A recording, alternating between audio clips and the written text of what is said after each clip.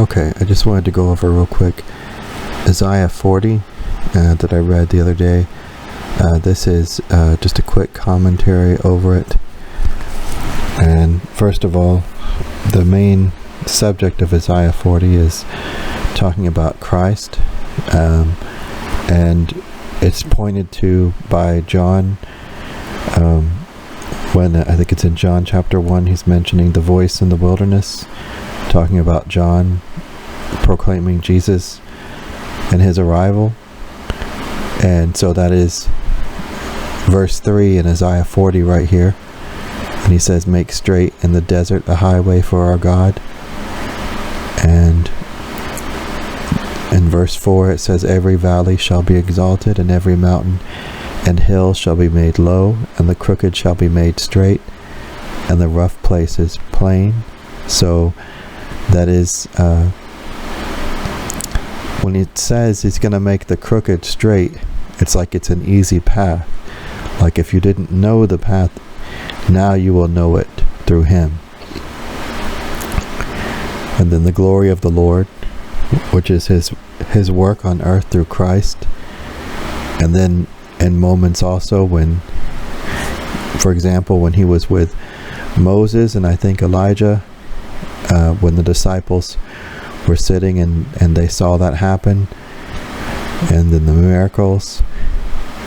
And in verses 6 and 7, which also refers back to, it's almost a mirror of Psalm chapter 103, verses 15 through 17, where it describes a man as a flower of the field, but then it also mirrors where it says in verse 8 here that the word of our God shall stand forever.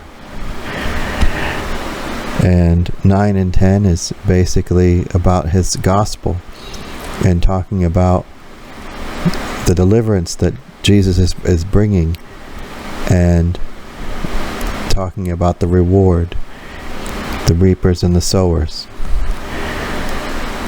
And then verse 12, the work of Christ. Because remember in John chapter 1 it says that in the beginning was the Word, and the Word was God. The beginning was the Word, and the Word was with God, and the Word was God.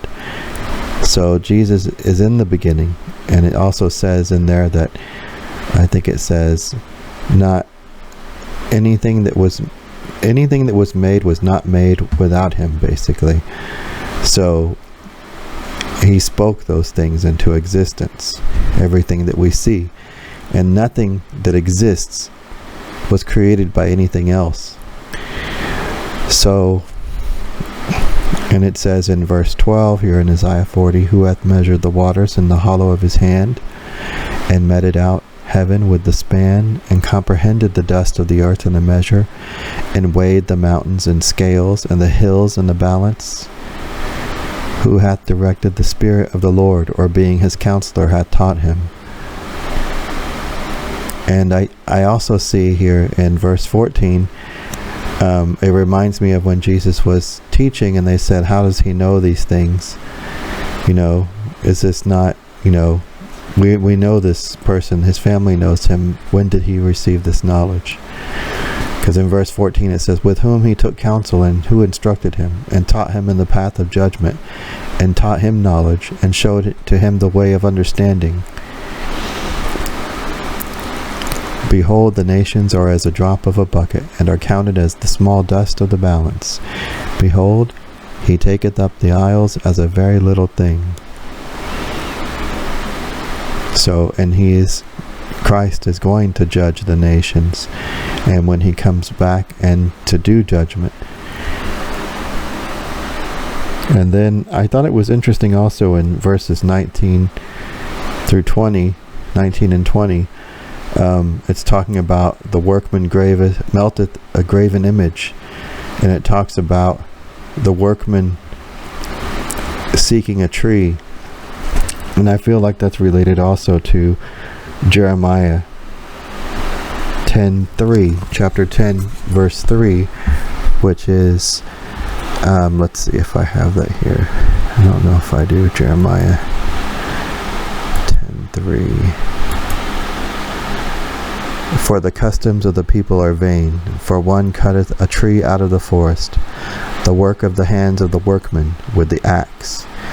And is talking about, most people don't want to believe it, but it's talking about Christmas, the same type of holiday. And then it says after that, it says, they deck it with silver and gold, they fasten it with nails and hammers, that it move not. So we go back again. Let's see. And then the last verses are 21 through 26.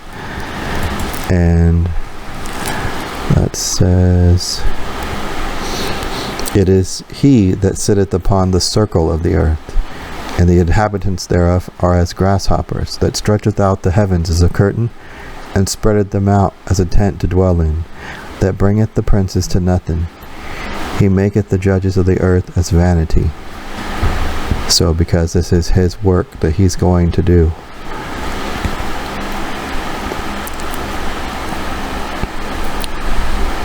So anyways, that's my short little commentary on Isaiah 40.